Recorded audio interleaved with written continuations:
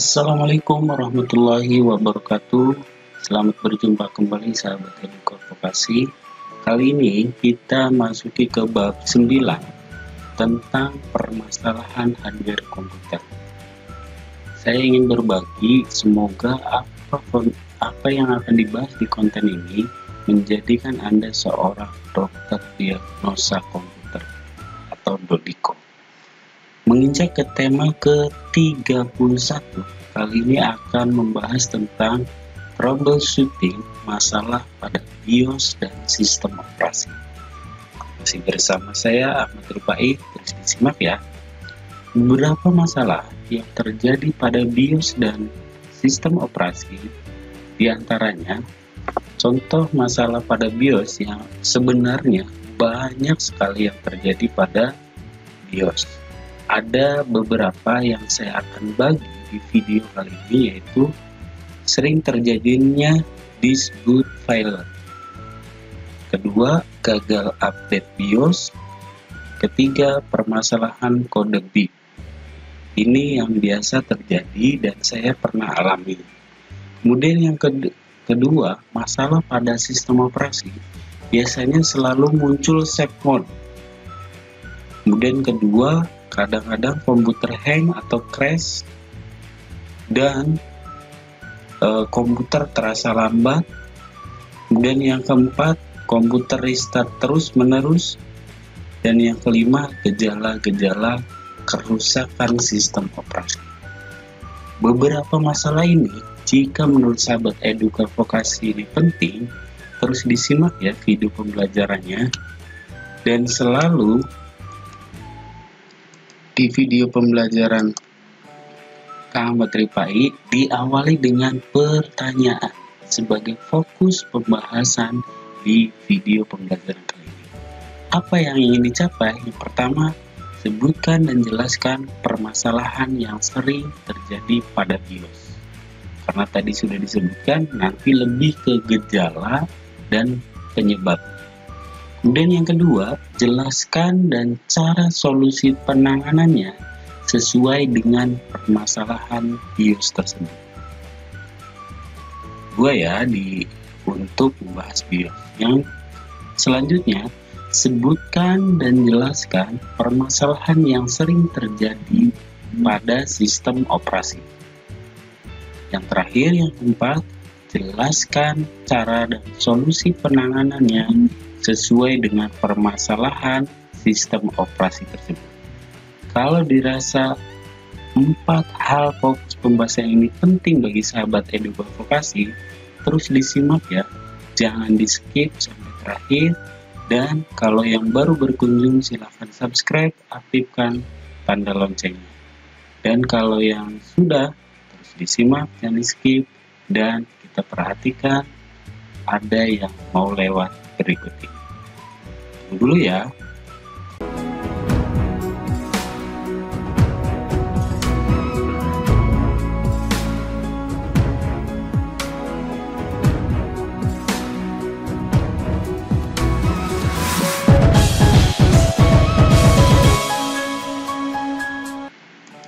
Baik sahabat, kita mulai saja ya.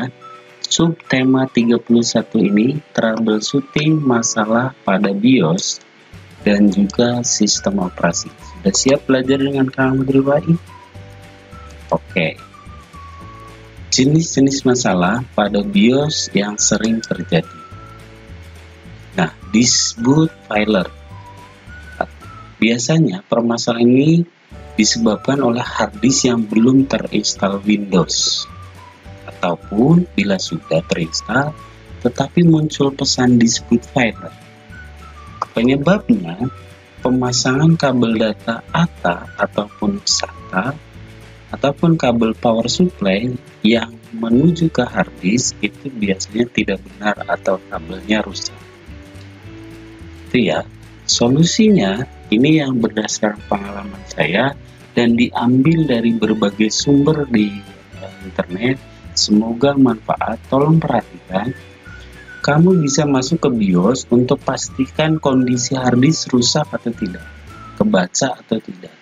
Kalau di pengaturan standar harddisk muncul, maka masalahnya cuma di bagian partisi yang hilang. Tapi kalau hard disk tidak muncul, berarti memang sudah rusak dan tidak ada pilihan selain ganti yang baru. Sebelum itu, coba kamu sedikit beri perlakuan pada hard disk seperti tepuk-tepuk pelan-pelan. Biasanya motor hard disknya tidak normal. Kemudian pasang lagi, itu bukan berarti hard disk sudah normal, tapi cuma memicu motor hard disk yang potensinya kadang karena tidak dibuka itu macet. Itu ya, semoga bisa membantu, dan silakan sahabat bisa cari referensi yang lain untuk masalah yang sejenis. Dan yang kedua, gagal dalam update BIOS. PC jadi tidak bisa masuk BIOS. Wah, ini bahaya sekali. Kadang kita ingin mengupdate BIOS untuk versi yang baru, tapi keliru, PC ini jadi tidak jalan, bahkan Anda tidak masuk ke BIOS. Penyebabnya tentu kesalahan pada update BIOS. Solusi penanganannya biasanya update tidak dapat dibatalkan kalau sudah diunduh. Hanya jenis motherboard tertentu yang memiliki backup BIOS pada chipnya, backup ke menuju default awalnya. Di situ tersimpan jenis asli BIOS yang tidak dapat dihapus. Untuk dapat merestore, Anda tinggal memindahkan posisi jumper khusus yang biasanya sudah ada petunjuk di buku manual. Kemudian, hidupkan PC 20 detik, BIOS asli yang telah di-restore kembali ke semula. Tetapi, jika motherboard tidak memiliki fasilitas tersebut, chip BIOS harus dikirim ke produsen. Nah, ini repot juga. Makanya tolong sekali lagi pengalaman bahwa untuk masalah ini update BIOS tolong hati-hati. Kalau tidak paham betul tidak usah diupdate. Itu ya. Kemudian permasalahan dengan kode bunyi bip. Nah, ini sering terjadi. Kalau komputer kamu bunyi bip sekali, jangan khawatir. Kadang itu menunjukkan bahwa komputer itu yang normal. Tetapi jika bunyi bipnya tertentu, itu menunjukkan kerusakan atau ada masalah di komponen tertentu. Sudah saya bahas sebelumnya bahwa kode bip ini ada ciri khas komponen apa yang rusak. Contoh, ada yang 6 kali, oh ini yang rusak ini. Ada yang 1 kali tapi panjang, RAM yang rusak. Itu silakan ditonton lagi di video kode bip. Semoga bermanfaat ya. Kemudian pada sistem operasi yang sering terjadi. Yang pertama, selalu muncul perintah set mode. Ini kadang begitu loading atau proses booting masuk ke set mode terus. Biasanya troubleshooting software satu ini juga termasuk yang cukup mengganggu karena terus muncul setiap memakai komputer tersebut. Umumnya ini muncul karena ada kesalahan dalam sistem operasi. Solusinya, restart komputer setelah menyala lagi, F8, masuk ke menu repair. Kalau masih sama saja, kamu bisa coba install ulang Windows. Kalau masih tetap saja, berarti ada masalah di perangkat keras hard disk yang kamu pakai. Jelas ya turunan cara deteksinya. Semoga ini membantu. Selanjutnya, masalah yang sering terjadi terkait sistem operasi, komputer kadang hang atau crash. Penyebabnya, ini juga salah satu troubleshooting yang sangat sering terjadi dialami oleh kita. Komputer tidak mau respon, tampilannya beku atau stuck, meskipun sudah diberikan beberapa perintah untuk refresh. Solusinya, coba kalian tekan tombol kombinasi antara Ctrl, Alt, Del bersama-sama untuk masuk ke Task Manager. lalu klik program and proses yang kamu jalankan. Ini biasanya langkah awal. Kemudian kedua, kalau komputer masih tidak merespon, kamu bisa mencoba matikan paksa komputer dengan power agak lama, sampai sekitar 15 menit, lalu nyalakan lagi. Kalau komputer tersebut kembali seperti semula, kamu bisa coba uninstall software yang baru kamu pasang, karena bisa jadi itu masalah pada software. Langkah lanjutan, misalkan tetap tidak bisa, kamu bisa coba masuk ke set mode, lalu uninstall sistem operasi atau repair sistem operasi. Ini semoga yang saya berikan bisa membantu sahabat sebagai salah satu referensi. Kita lanjut ya. Kemudian yang ketiga, komputer terasa lambat sekali. Loadingnya tiba-tiba komputer lambat, membuka software juga lambat. Jika kamu mengalami hal ini, maka teliti apakah space harddisk sudah penuh atau masih banyak space yang belum digunakan. Cara mengatasinya, bersihkan harddisk dari file-file yang sudah tidak dibutuhkan lagi, supaya komputer ini tanda kutip bisa bernapas dengan lega. Sebab seolah kalau harddisk itu full dengan data, itu ya tadi agak berat untuk menjalankan sistem operasi. Kemudian gunakan juga fitur disk cleanup yang sudah ada di Windows untuk menghapus file-file sampah yang tidak berguna. Caranya, cek startup program di run msconfig startup dan disable software yang tidak diperlukan dari daftar startup.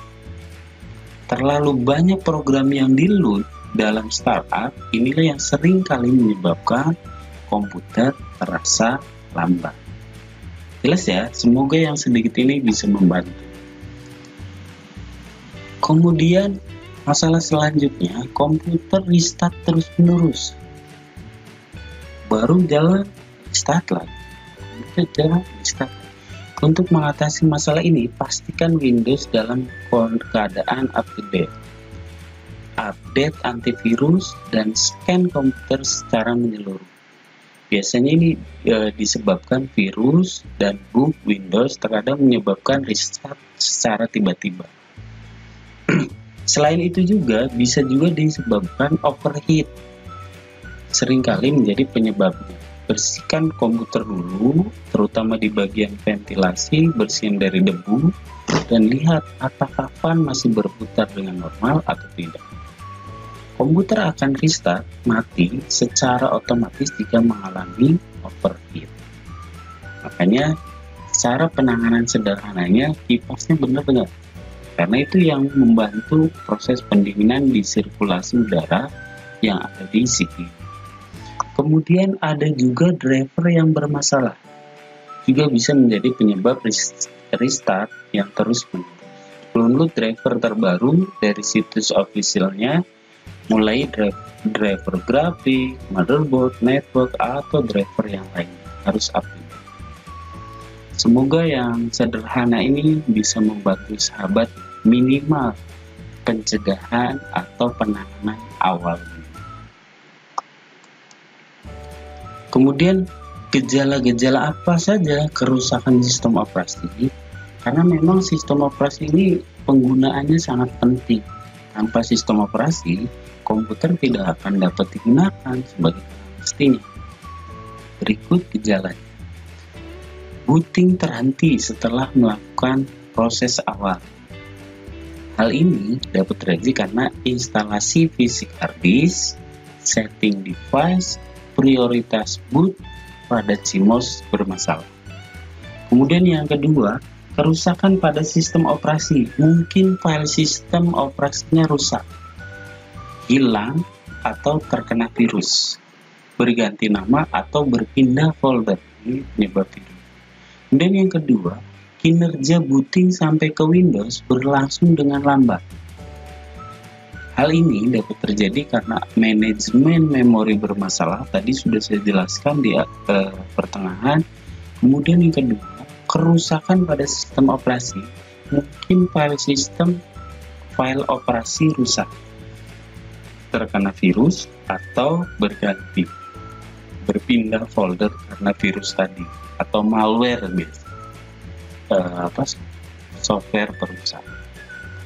Semoga yang sedikit ini bisa membantu ya. Kemudian yang ketiga, Windows Explorer tidak dijalankan. Tidak dapat mengcopy, mengganti nama, dan ini biasanya kerusakan pada sistem operasi. Mungkin file sistemnya rusak atau karena virus, lagi-lagi kena virus. Dan yang keempat, Start menu tidak dapat dijalankan. Hal ini dapat terjadi karena kerusakan pada sistem operasi sama juga. Makanya tolong ketika sudah bisa menginstal sistem operasi, juga bisa menginstal software aplikasi terutama antivirus untuk membackup, menjaga lebih awal terserang oleh virus. Kemudian prosedur shutdown tidak dapat dijalankan. Ini juga sama. Kemudian prosedur shutdown berhenti sebelum komputer benar-benar mati. Biasanya ada juga kaitannya dengan CMOS baterai. Semoga apa yang saya bagikan bisa menjadi referensi. Memang tidak sepenuhnya referensi yang saya jelaskan itu referensi yang paling benar, tapi setidaknya ada bahan pembanding buat literasi sahabat sekalian. Cari literasi yang lebih banyak, bandingkan dan jalankan. Setidaknya penanganan lebih awal, sahabat lebih bisa mendeteksinya. Jika sudah mendeteksinya, kita coba untuk penanganan yang tadi saya terangkan. Jika belum bisa juga, minimal kalau dibawa ke profesional, teknisi, kita sudah tahu penyebab masalahnya apa. Jadi bisa disimpulkan bahwa perlu dan penting memahami gejala dan penyebab dari suatu masalah, sehingga jelas dalam melakukan penanganan, perbaikan, dan solusi yang tepat. Terkait permasalahan yang sering terjadi pada BIOS, telah dibahas masalah beserta solusinya. Tadi ada disfailer, gagal update BIOS, permasalahan tadi dengan kode bit pada BIOS. Yang ketiga, terkait permasalahan yang sering terjadi pada OS, telah dibahas masalah beserta solusinya, seperti sering muncul safe mode, kinerja komputer yang menurun, serta restart terus-menerus. Kemudian 4, untuk memperkaya literasi, telah dibahas berbagai macam gejala-gejala kerusakan pada sistem operasi. Semoga ini membantu sahabat. Mohon maaf kalau ada kesalahan atau kekurangan. Jika dirasa materi ini manfaat, tolong di like dan subscribe ya, dan share seluas-luasnya di media sosial sahabat sekalian. Baik, sebelum saya tutup, seperti biasanya akan saya tutup dengan satu kalimat inspiratif dan motivasi, bahwa secanggih-canggihnya komputer itu lebih kecil dibandingkan memori otak belajar. Secanggih-canggihnya software itu lebih mudah dibandingkan proses pembelajaran bermakna. Secanggih-canggihnya peripheral itu lebih sederhana dibandingkan memahami karakteristik pembelajaran. Secanggih-canggihnya internet itu lebih lambat dibandingkan timbulnya malas. Untuk itu, Anda itu punya potensi, sahabat semua punya potensi, bisa dilejitkan menjadi lebih baik atau bisa tertutup dengan kemalasan belajar sahabat sendiri. Semoga bermanfaat. Kali ini sekali lagi mohon maaf kalau ada kesalahan atau kekurangan. Bantu perkembangan channel kami ini dengan cara subscribe dan juga share sebanyak-banyak ke media sosial sahabat sekalian. Terima kasih atas perhatian dan supportnya. tetap semangat belajar ya. Saya Ahmad Rifai, mohon maklumnya. Salam guru berbagi, salam sahabat Eduka Vokasi SMK Bisa. Assalamualaikum warahmatullahi wabarakatuh.